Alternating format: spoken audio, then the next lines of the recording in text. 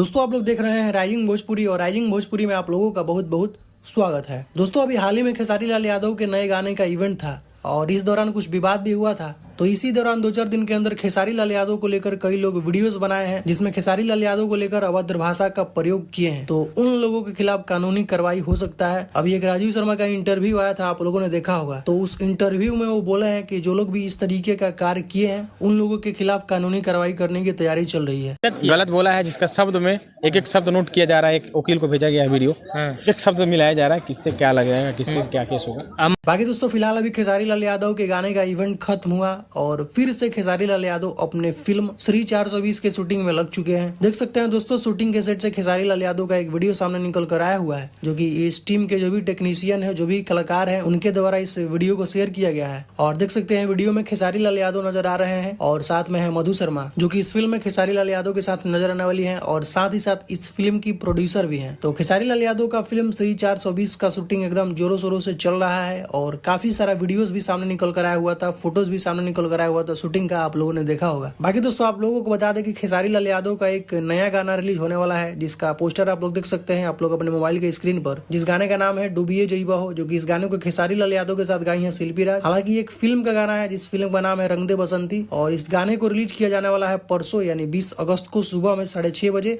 SRK music से। तो परसों आप लोग इस गाने के लिए एकदम तैयार रहिएगा। कृष्णा विरोधी का लिखा हुआ गाना है। तो कुछ यही अपडेट है दोस्तों अभी का। तो इस वीडियो में सिर्फ इतना ही, मिलते हैं नेक्स्ट वीडियो में।